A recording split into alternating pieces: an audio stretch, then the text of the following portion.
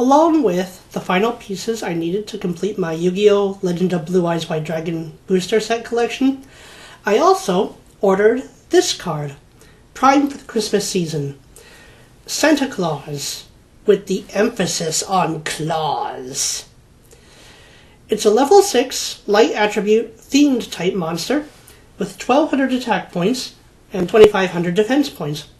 And you'd think that those points would be more useful switched, but what's ingenious is that not only is its order 1225 a reference to December 25th, which is the day celebrated as Christmas Day, but it's summoned by attributing your opponent's monster and by placing it on their side of the field, though in defense mode, interestingly.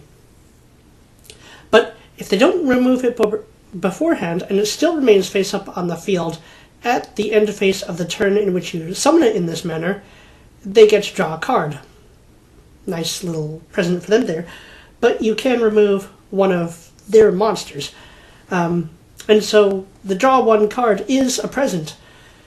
The player who gets to draw a card is the one who, if I understand this correctly, has it on their field at the end phase of the turn in which it was summoned. Meaning it is usually the opponent of the player who summons this monster.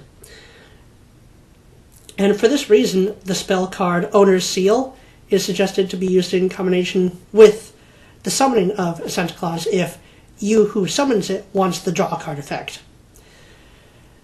It's clearly a reference to the darker lore around Santa Claus. A red demon with the card's Japanese name is Satan Claus, clearly noticing that the name Santa is an anagram of Satan. And there's this joke about the dyslexic devil worshipper who sold his soul to Santa. This creature is likely based on the Krampus, a demon that is said to punish naughty children in opposition to the benevolent Santa Claus, who brings good children gifts.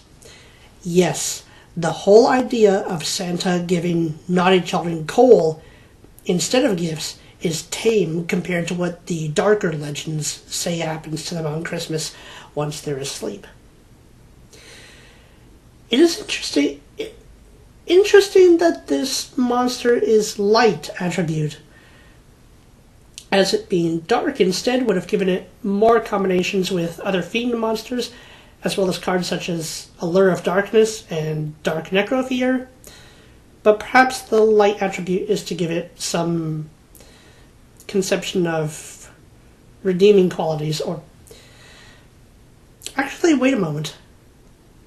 You can still use it with Dark Necrofear, because all Necrofear requires is the banishment of 3 fiend-type monsters from your graveyard in order to be summoned. They don't have to be dark attribute. The artwork is very nice. A really cool choice of colors, and the background looks to be an ice-covered forest where it's snowing. You can see snowflakes in the foreground. The holofoil, if you turn to angles, the snowflakes will shimmer. And he has reindeer horns. Or maybe he ate the reindeer and took their horns. I don't know, it's a demon. So, other ways to use this monster. You can summon it, attributing a monster on your opponent's field that is normally very difficult to get rid of, such as Spirit Reaper or Marshmelon. And since it's a special summon, you can summon something like Amoeba. Use Creature Swap, switch the two. Your opponent takes a big hit in life points since the control of Amoeba changed. Take a 2,000 life point hit, and you get to draw a card. That's pretty sinister, actually. I'm starting to get an inspiration for a demonic winter deck. Also, adding in Snowman Eater to go with the theme. Honey Honey and Penguin Soldier. Among other blow monsters off the field cards and effects can be used to send this monster back to your hand if you don't want your opponent having it on the field to use. Penguin Soldier even goes with the winter theme as well.